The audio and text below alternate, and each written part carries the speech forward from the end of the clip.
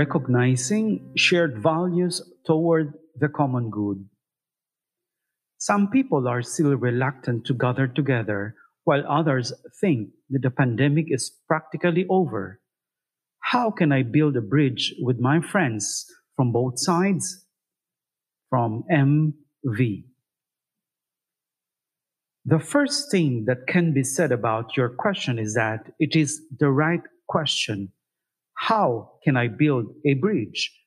One thing that is so clear about this pandemic is that there are radically different ideas among people about what is happening, the reasons why it's happening, and what the best solutions are.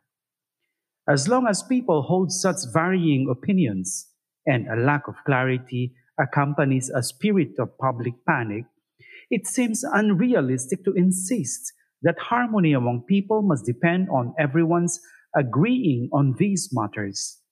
The pursuit of unity must consist, instead, in doing one's best to build bridges, as you put it so well. The first step in building bridges is attempting to understand the other and refraining from arbitrarily assigning motives. For example, it is tempting for vaccinated persons to assume that the unvaccinated simply don't care about the welfare of others. But for many unvaccinated persons, this is not the case. Some have concluded instead that universal vaccination is bad policy during a pandemic, and many have also observed a high number of adverse reactions to current vaccines compared to those used in the past. On the other hand, some balk at masks and vaccines and accuse those advocating both as infringers on individual rights, while failing to acknowledge that individual rights should never be the decisive determinant of what I choose to do or not to do for the sake of both self and others.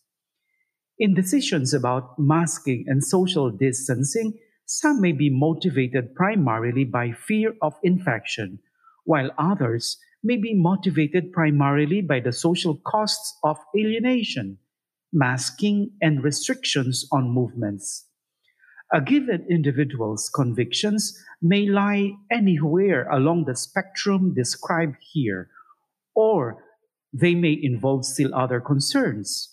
It is crucial, first of all, to make an effort to understand the underlying reasons for the other's positions, rather than simply branding them as either unduly rigid, unduly permissive, or uncharitable.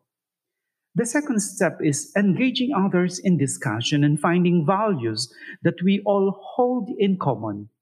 Even within the bewildering array of positions and solutions, it seems that most people do want some form of loving contact with one another. Most want to protect themselves and their children not only from viral infection, but also from isolation. Most people want an enjoyment of ordered freedom that allows the individual to flourish while also protecting the common good. And most people want to take in as much relevant information as possible to make the best decisions possible. There are a lot of things in common on this basis.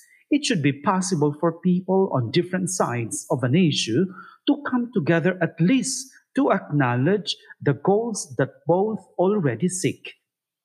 Each should be able to express not only desired outcomes, but also their reasons for objecting to specific solutions, and at least be heard by the other with respect. And each should be willing to consider possible solutions that may differ from their own initial proposals, such as coming together outdoors, connecting virtually with some who may be unable or uncomfortable meeting in person, and so forth. Finally, as they seek to come together on the foundation of such shared values, all who wish to build bridges must be ready to accept that doing will involve some risk.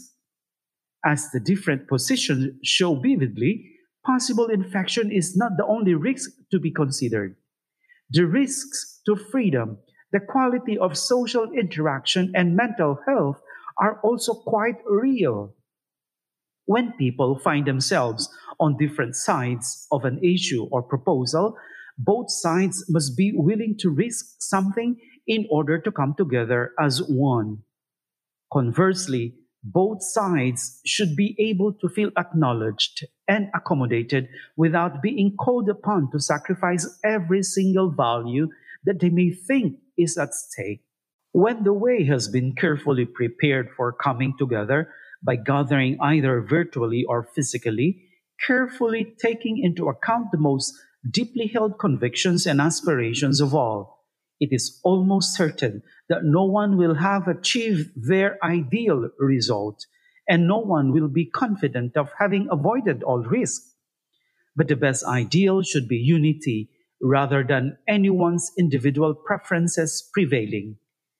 A willingness to lay down oneself for others, imitating Jesus, will never be entirely risk free. Monsignor Michael Magee from Living City, USA.